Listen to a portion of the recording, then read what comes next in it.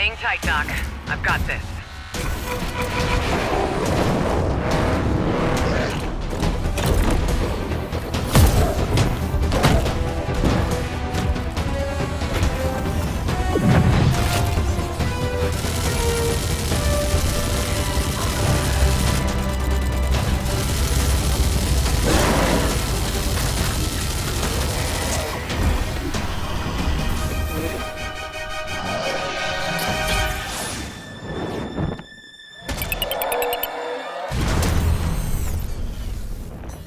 Glad you could make it. We gotta move. Now. There's a storm coming. And hell's coming with it.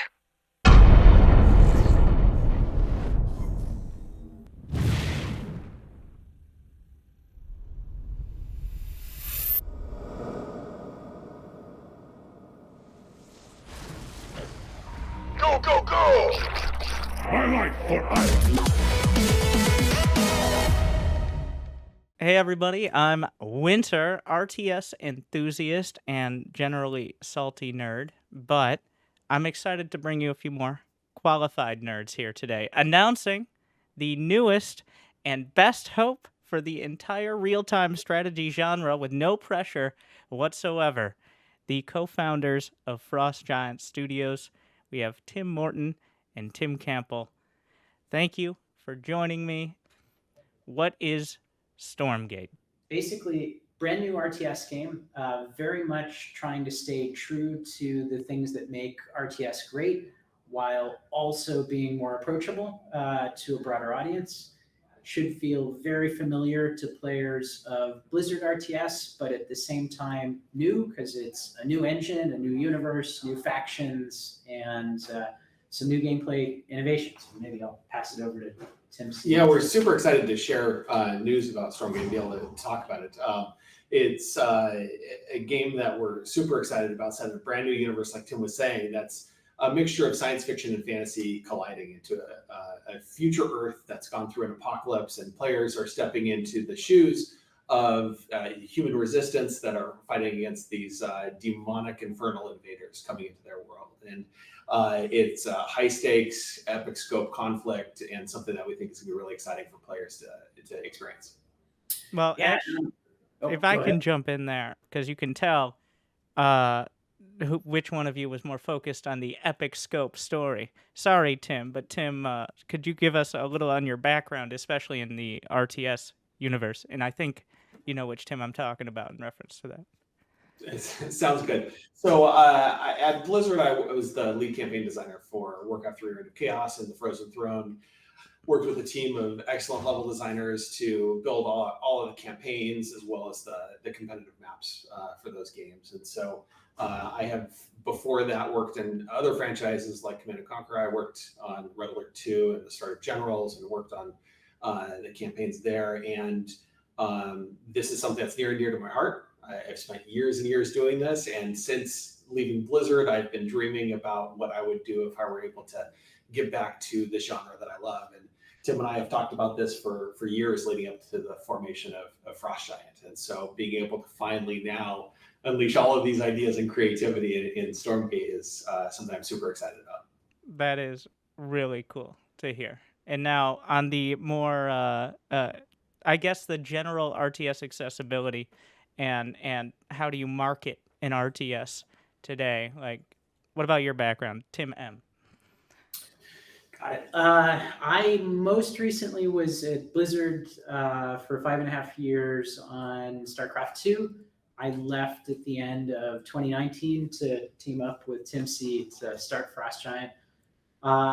Also spent a bit of time back in the mid, 2010 timeframe on Command & Conquer, working at EA, and have a lot of love for all RTS games, Blizzard and otherwise. But I kind of come from an engineering and production background, and just helping to steer the ship here at Frost Giant. Overall, I'm just going to hit you with a bunch of frequently asked and constantly speculated on RTS and just general gaming questions. So Just whoever wants to take it, quick response, and then we're going to dive a little deeper later. But free to play. Yes, no, maybe something asterisk. What is it? Absolutely. Free to Absolutely. play. Yes. Single player. You already alluded. What does single player look like? All of our game modes are intended to support social play, but we're conscious that there are some players who want to just play by themselves. So our campaign does support co-op. That's a big innovation for us, and we think that players will really get a lot from that. As the base game supporting co-op, like for example in StarCraft 2 with custom campaigns, you can now play co-op, but that would be something you're looking to build in. Yep, you got it. And then there's a separate co-op game mode you're planning on? Yeah, so campaign is really story driven. And so each chapter of the campaign will introduce new characters, new plot points. The open-ended co-op mode is a more repeatable experience that's about leveling your heroes. And, it's got a number of kind of long-term growth potentials that make that mode a lot of fun to keep playing over and over for a long time. Reminds me of, well, you guys learned a lot in StarCraft 2. I know you have Kevin, who was previously the lead designer of co-op at StarCraft 2, and also some of the most fun commanders there. So I'm expecting a lot to come out of that. But also, of course, multiplayer. Yeah, so on the competitive side, we will continue to provide the high skill 1v1 experience that RTS is known for.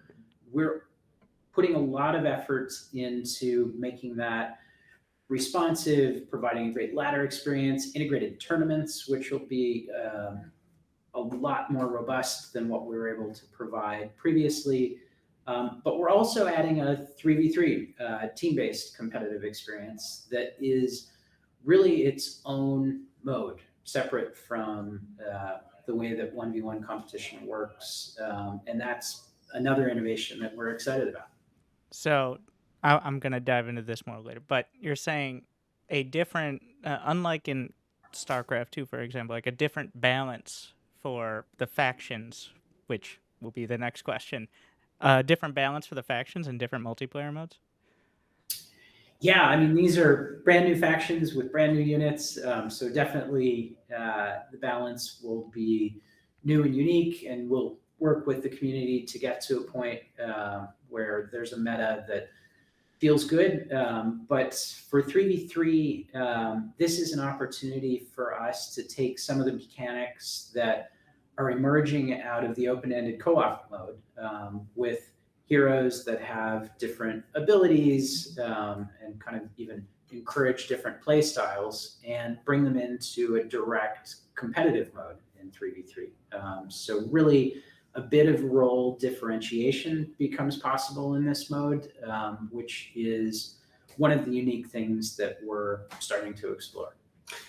Yeah, with 1v1, we're able to go right at the RTS experience that we know and love from competitive, and really try to optimize and refine that and lean into something that we know has a really special place within the genre. 3v3 is an opportunity for us to try some new things and push that in a new direction, where we're not just doing the traditional 2v2, 3v3, 4v4 model where it's just additional player start spots next to each other in a larger competitive map and go, and then the community just figures out some meta around that, but otherwise the roles are the same.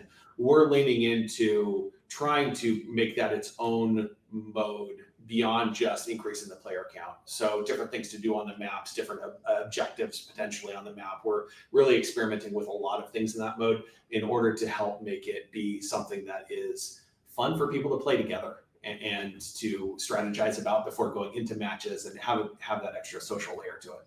Well, that I'm very excited to see what that looks like. I think that's going to get a lot of people excited. And that I mean, tangentially leads into the big question, is how many factions, and any details around that. We are having 2+ factions. We have 2 that are part of our announce, the humans, which We're not revealing their name yet formally. They're just the humans, but then we have the infernal hosts, which are the Terrans, exactly, which are the demonic invaders. And we are working on more, and we'll have more by launch. But we're going to talk more about those later on. Okay, so a lot of TBD there, but at least 2 to start. More than 2. More at 2 and then some. Yes. There you go. And now map editor. A lot of Absolutely. user-generated content. I mean, there are entire genres of games that came out of Warcraft 3 and to an extent StarCraft 2. So map editor and mods and stuff like that. Absolutely. And sorry for stepping on you right there. This is something which is really near and dear to my heart because I have spent literally many, many years working on RTS content in a variety of tool sets, some which were never released to the public and some which obviously were with Warcraft and StarCraft. And I have, every step of the way, when we have released an editor to the community, I have been blown away by what the community has done with it. The quality, the variety, just the innovative ideas that on the dev team, us as designers never even would have come up with in a million years. It just brings extra creativity and new perspectives to gameplay. And so I loved being a part of that with War 3 and directly saw a whole community grow up around there. At Frost Giant with Stormgate, we are absolutely trying to go down that same path. We will be releasing the same tools that our designers and our dev team are using to make the campaigns and the game units. We're releasing those to the public as well. And I can't wait to see what they do with them. And we're looking at ways to improve how content is made, improve how content is shared. For example, our level editor is integrated directly into the game client as opposed to being a separate standalone application, so that you can toggle with a single press of a button between gameplay and editing a level. And so it's very, very easy to be able to be painting down terrain or putting map objectives and then immediately be playing it without even a load screen, and then hopping right back to continue editing and tweaking it. So it makes the level design process a lot faster and a lot more iterative. Well, that is a lot. And I think a lot of people, I know some of the most passionate community in StarCraft 2 is the map making community. And while often feeling neglected, they do still put in so much work. And of course, Warcraft 3. And I'm actually going to circle back to esports because at first you talked about so much. I want to talk about the game engine. I want to ask, and I'm probably going to ask the question again, how do you beat StarCraft 2? StarCraft 2, the most smooth, like snappy, responsive RTS, probably at this point over a decade ahead of its time. How do you have a chance against that? Yeah, StarCraft 2 was a wonderful engine, and James Anhalt, who is our chief architect, played a big role in creating that StarCraft 2 engine. I think StarCraft 2 engine does show its age when it comes to the graphics front. I think in many cases it is CPU bound rather than GPU bound. It's fairly monolithic from an engine architecture perspective. There's not a lot of threading that engine takes advantage of. Moving to Unreal Engine 5 really gives us the latest and greatest toolkit when it comes to the graphics side of things. But Unreal Engine 5 is very much designed for a different kind of game. And so we've had to build our own separate standalone piece of technology that we're calling Snowplay. And Snowplay is a deterministic simulation engine that James has spearheaded that is kind of the next generation of techniques that James employed when he was working on the StarCraft 2 engine. And so really there are many examples from the pathfinding, even just to the game logic simulation, where the benefit of experience from having done this before has enabled Snowplay to be more efficient and just easier to work with for us as game developers. So we're really excited about the technology base that we've been building. And to be fair, this is a big part of what we've spent our time on since originally announcing the studio. It's not a small undertaking to create an engine that can accommodate thousands of units and elegant pathfinding, crisp responsiveness. These are things that really took substantial development effort on this end. I love every part of what I just heard, and I want to talk about it for 3 hours. But I'm moving on. Esports. StarCraft 2 is probably, to be a little, I guess, self-serving. StarCraft 2 is probably the beginning of the newest and most mainstream generation of esports, like with the advent of streaming. I call it a bit of a crossing the Rubicon situation where you bought this game in a box, and then everybody started downloading them online for free. And StarCraft 2 was kind of in both worlds. Where do you land with Stormgate when it comes to esports, and how much are you embracing the live support idea of esports?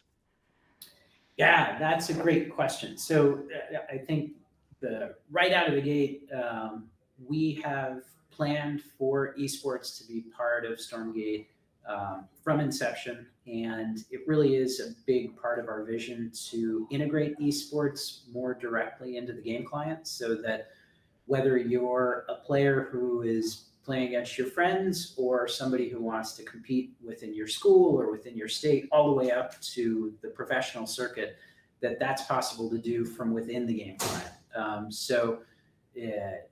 In a word, yes, esports, definitely part of our vision and something that we're passionate about.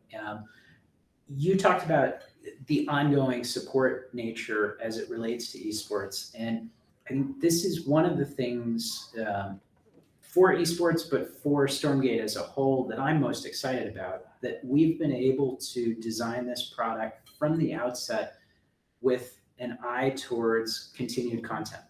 We're not building one box and then maybe an expansion pack. Like, we're building a game that will continue to deliver content to players for years.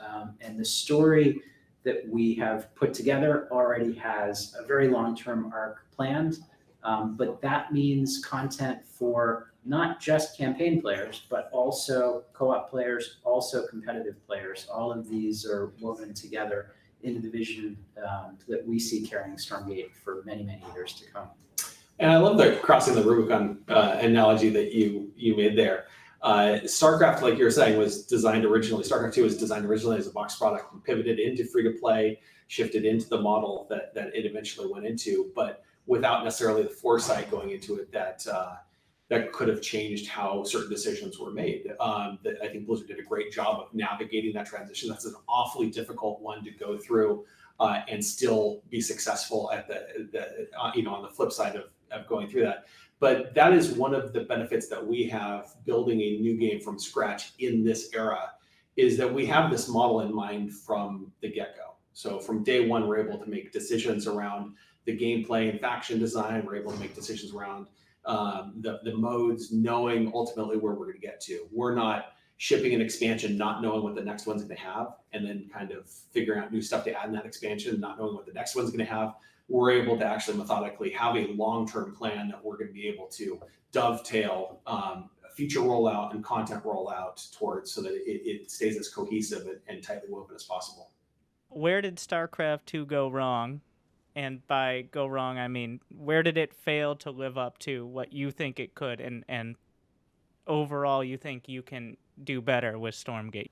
One of the biggest things that evolved for me over the course of my time on StarCraft was just having back and forth dialogue with the community. And you were part of many of those community summits as well. So I think you experienced this evolution on StarCraft 2 along with me. But when I came into Blizzard, I think we were still operating in a mode where the dev team worked very much behind closed doors and put content out that the community hadn't had a chance to really provide feedback on. And so the feedback happened late or very, very close to launch. And over time, we got better at that with Star 2. But, I think with Stormgate, now we've got an opportunity to involve the community before we even release the game, really before our own decisions are all made. And that means that these Reddit conversations that we've had, conversations like this and other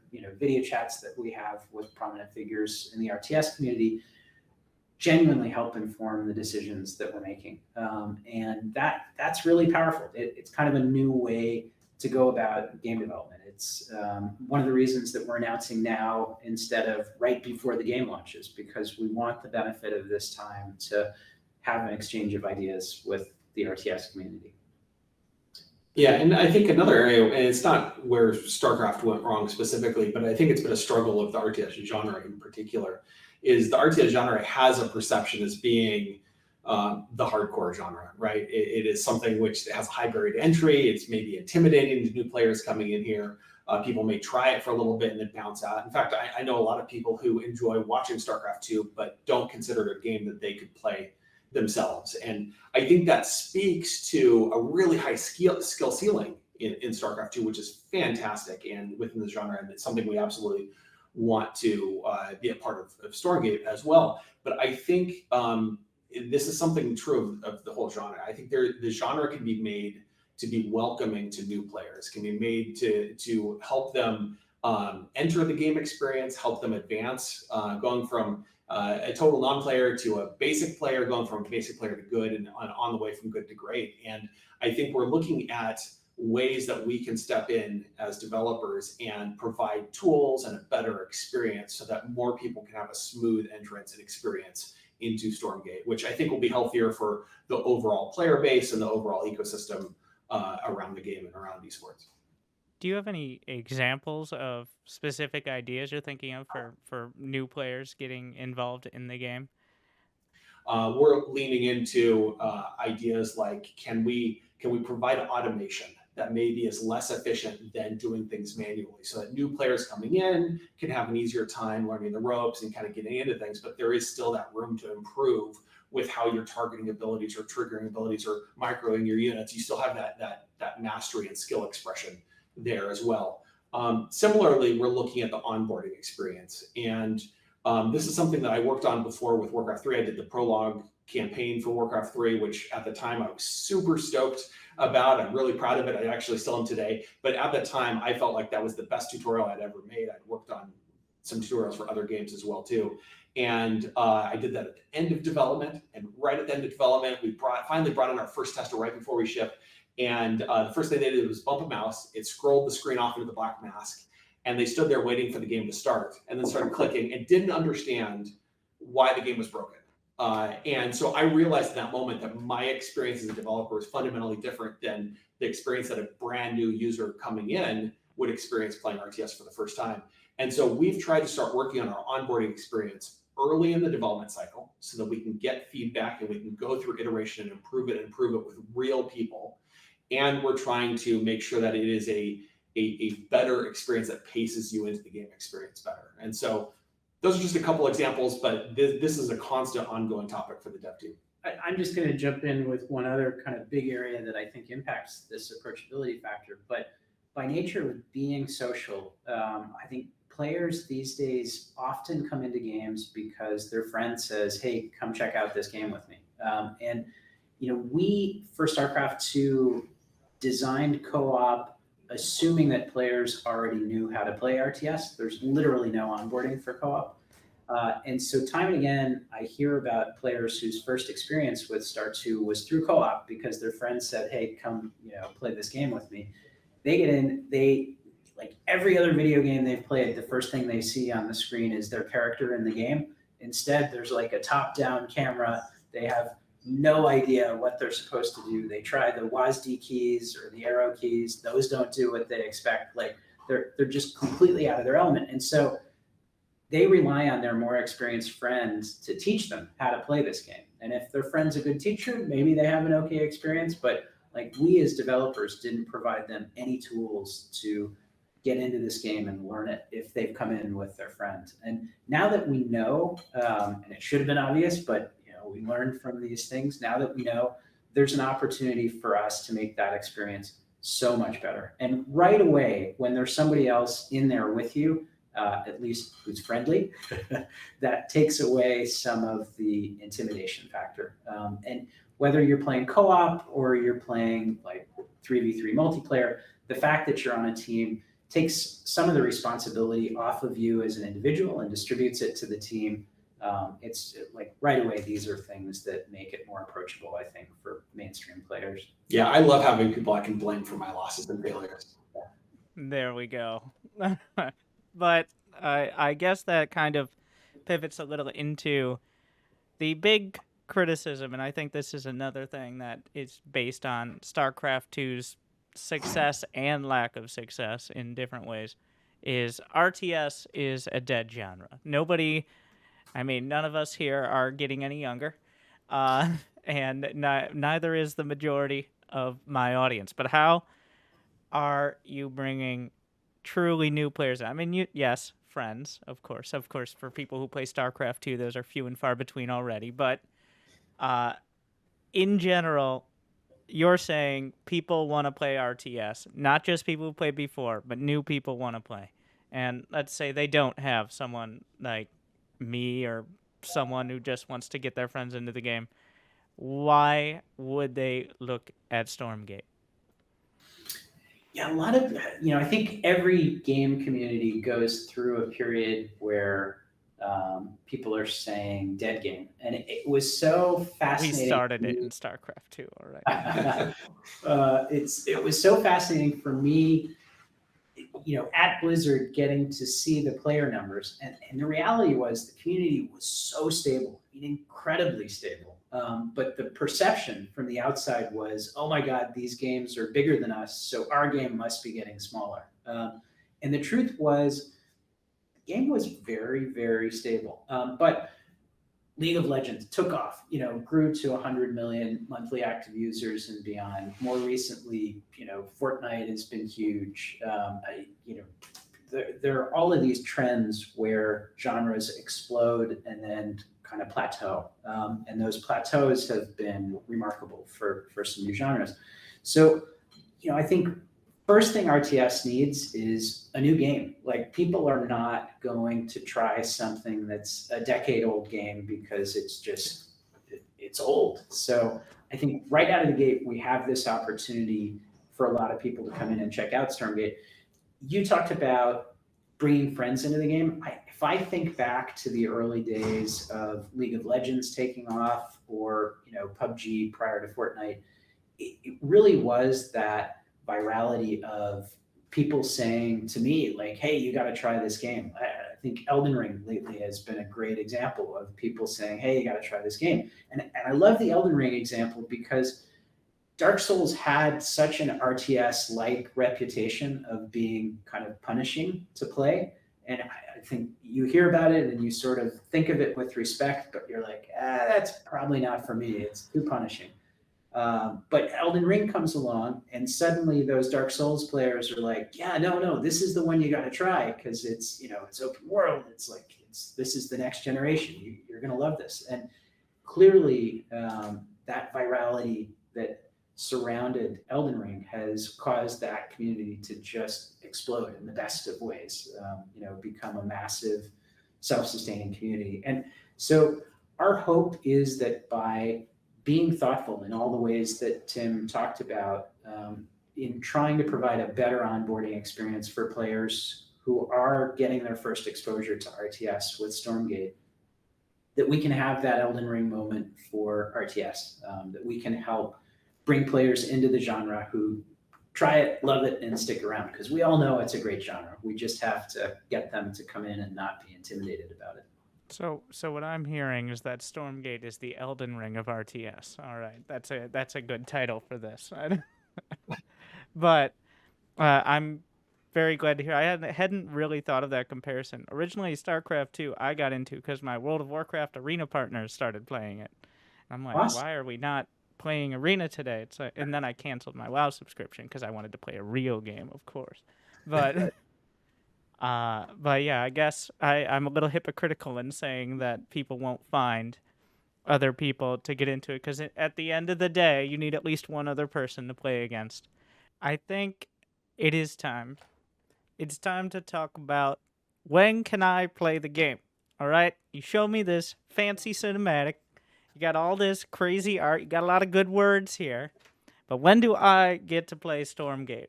Do you have a roadmap? What does it look like? And most importantly, what do I need to do to play Stormgate? I love this question. So I'm going to answer it backwards. The thing you need to do to be ready as soon as the game is ready to play Stormgate is to sign up for the beta at playstormgate.com. And that will get you onto the list. We're going to start small and increase the number of players in the beta. Starting somewhere mid next year is where the beta kicks off. And as I mentioned, we really wanted to bring the community along with us through the development cycle so that we're getting the benefit of feedback even when we're in the design phase. And right now, we've done a whole bunch of technology implementation, all of that snowplay work that we talked about. Now we're in what's called a vertical slice phase, where we're defining the visual look of the world, we're working out the core mechanics in the engine, we're getting into experimenting with different units so that we can make some decisions about what the composition of each of the factions is going to look like. And so we're expecting that work to carry us until about middle of next year, where we're ready to start letting people in the closed beta. And the reason we stage the beta from small to large is, first off, just to make sure that everything is actually working and that we're giving people a good baseline experience. They're not going to get a crash a minute or those kinds of challenges. We want to get an increasing amount of balance feedback so that we're able to incorporate that feedback and also give a good gameplay experience.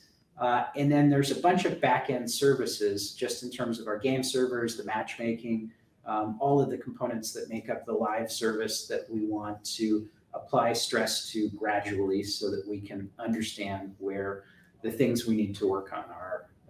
So that's the game plan. If this is something that you or your audience is interested in and would like to support, we really are encouraging people as much as possible to go to Steam and add Stormgate to your wish list. This is something which actually doesn't seem like it might be that big of a deal, but alongside registering for the beta, this is a very important step for supporting us. It matters a lot in a variety of different ways, and it doesn't cost anything. So that's an active way that you can support us in the meantime. But as we get to beta, we will be going through scaling the number of players who are coming in, being able to play it, going through phases as we lead out to launch. And really, that beta phase is something which can extend or compress based off of the feedback we're getting and how ready we feel it is for a full launch. And so the start of the beta is really what we're focusing everyone around and encouraging people to sign up for it. And then we are going to invest in really listening to feedback during that time and iterating on the game to make it as polished as possible before launch. I do want to point out just, so wishlist on Steam. So you will be available on Steam. That is a big question for a lot of people. And will there be other platforms, Epic, independently, or is it limited to Steam? Yeah, we're not planning to limit to just one platform, but we're, for now, definitely confirming Steam, and which other platforms we wind up on, we'll figure out as we go. And you did mention getting feedback and up until the beta. Does this mean you'll be continually releasing more information or at least things to give feedback on?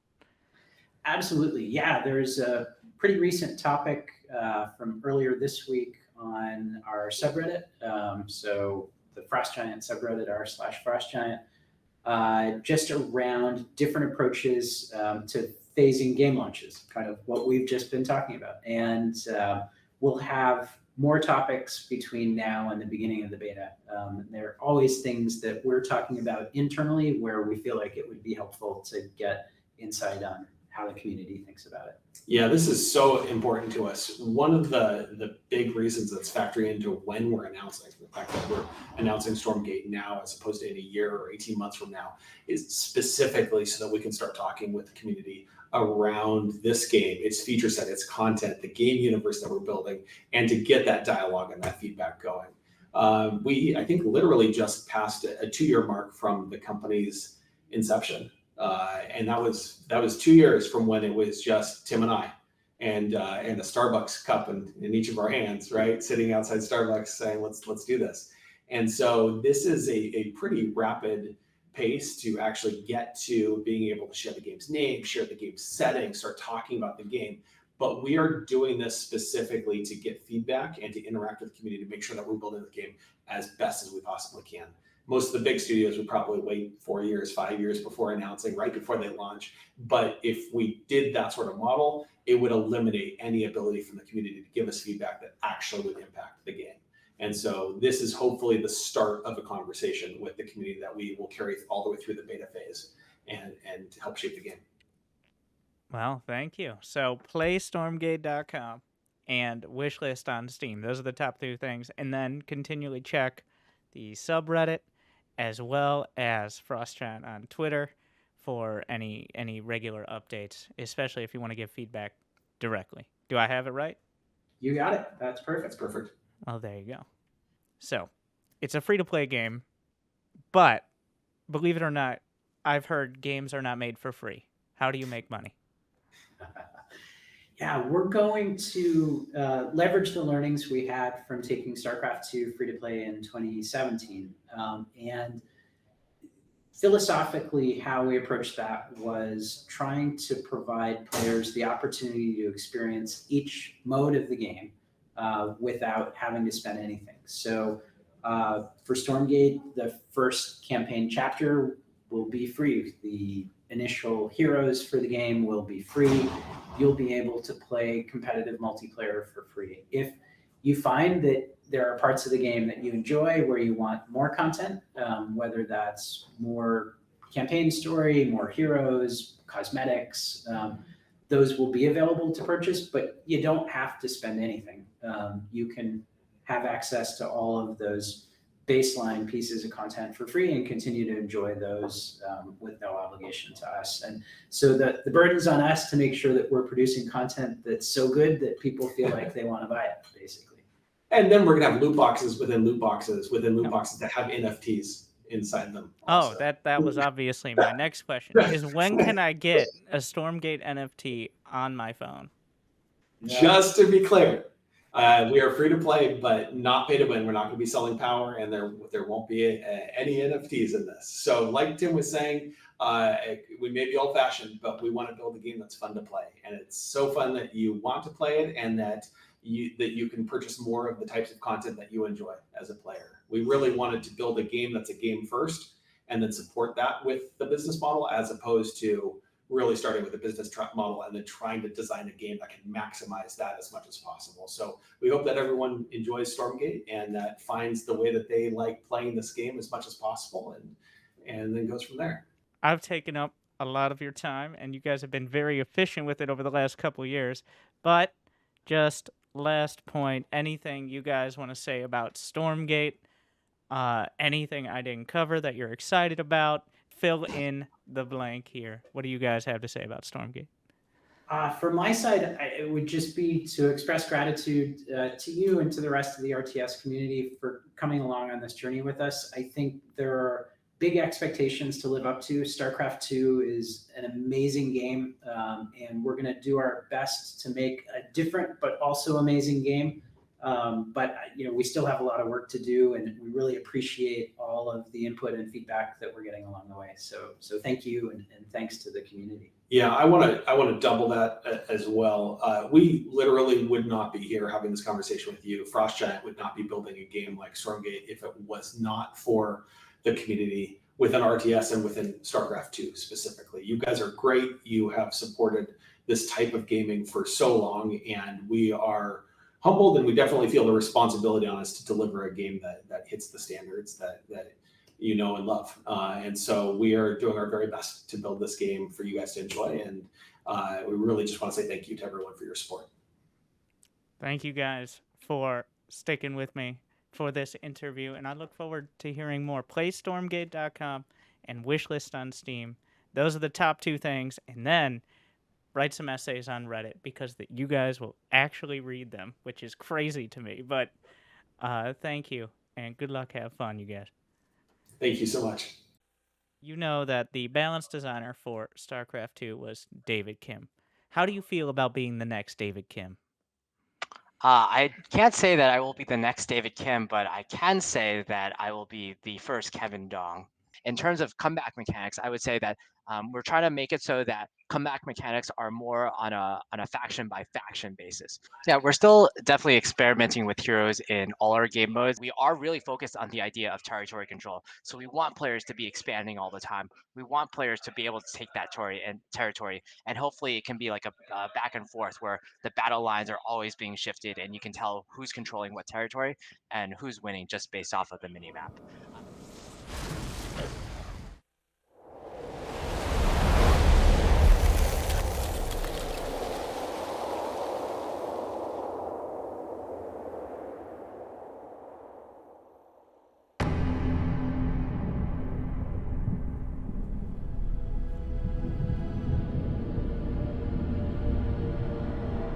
Discovery, this is Command.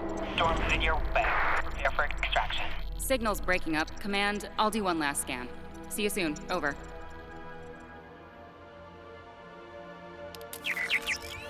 Okay, hurry.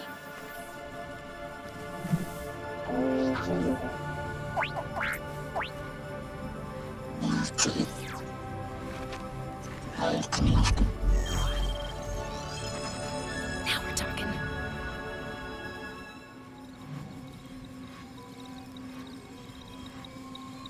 Command, I may be onto something.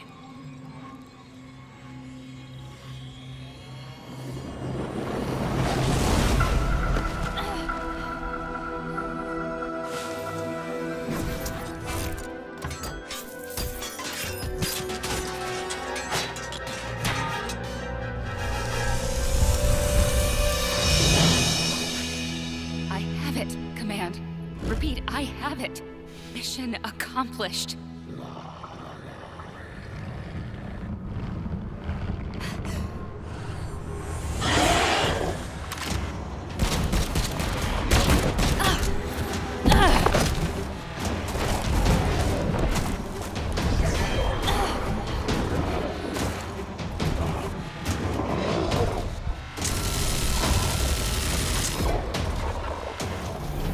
Hang tight, Doc. I've got this.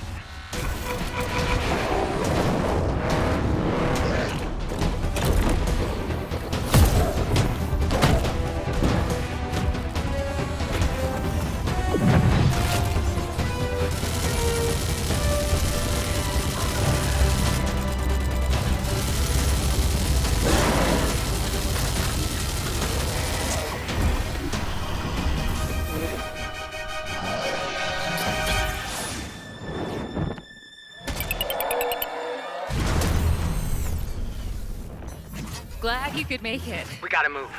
Now. There's a storm coming. And hell's coming with it.